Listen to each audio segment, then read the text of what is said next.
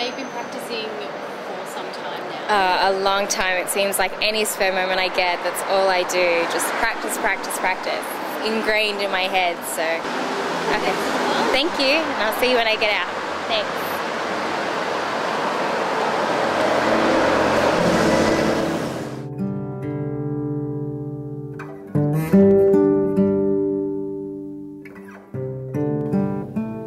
Where and how did you discover this world of performance?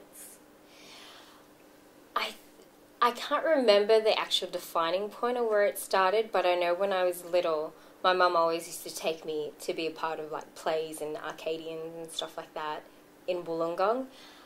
And when we used to have like after school care, because she worked, I did a lot of acting and drama classes like that, and I just loved it. You know, we played a lot of theatre games and stuff like that, but it was lots of fun, and then that's how I knew, and that's how I discovered acting. How did it make you feel, you know, pushing that dream aside? I think laying it all out on the table and knowing that this is such a competitive industry that not everybody's going to make it as soon as they finish uni. And I never ever thought I would ever step foot in an office and do like a, you know, a stereotypical 9-to-5 job.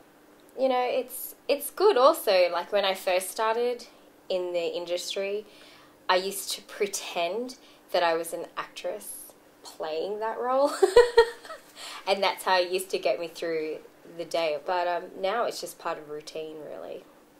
I do want to get out of it, but obviously, like the glamorous life of being a famous actress and stuff is something that every actress wants to achieve. But also, I need to be realistic, and I know that that doesn't just fall on your lap. It was more of an acceptance that I knew that I had to give it up to, you know, continue living and surviving monetary wise. So it was difficult, but it had to happen. I actually spoke to an agent. He was very cutthroat, and I guess that's what the industry is. He didn't sugarcoat anything for me. And he said that it would be, aside from it being difficult already to break into the industry here, he said that it would be even more difficult because I didn't have, you know, the stereotypical Australian look, which is the blonde hair and the blue eyes. So I guess that was probably the lowest point. So accepting that you weren't necessarily what a lot of people were looking for. And that was... What was that like? I mean... Oh, well, it was obviously really upsetting because, like, this is me. I can't change, you know, the colour. I mean, I can change the colour of my hair, but, you know, that, in hindsight, that was me, and that's something that I can't change. So that was probably the lowest point. Okay. Yeah.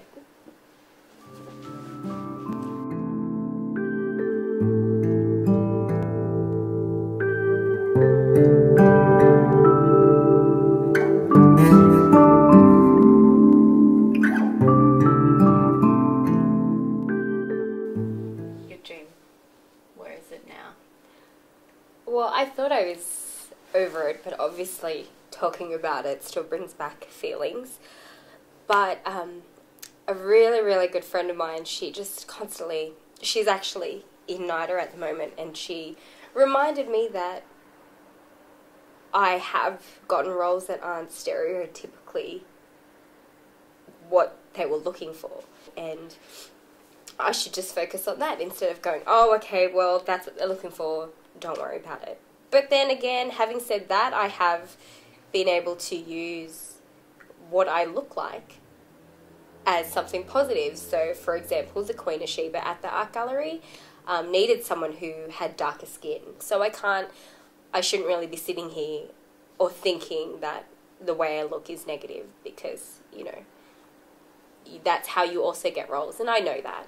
You have applied for NIDA. Yes. You want to get into a course there. screen actors. Yes, acting to camera. Where after that would you see yourself in, let's say, 5 years' time? Dream-wise, I'd love to be, you know, making it out there big, obviously. But I would take what I could get. So if I was just doing, you know, some commercials or actually out there in a series or a movie or something, that would be brilliant. Whether or not I can make it reality with how competitive it is out there, I just have to see how I go. So, your audition is tomorrow. How have your preparations been going? They've been going good. So I've got a script, obviously, and it's got a slight twist to it. So hopefully the judges will like that, or the NADA people will like that.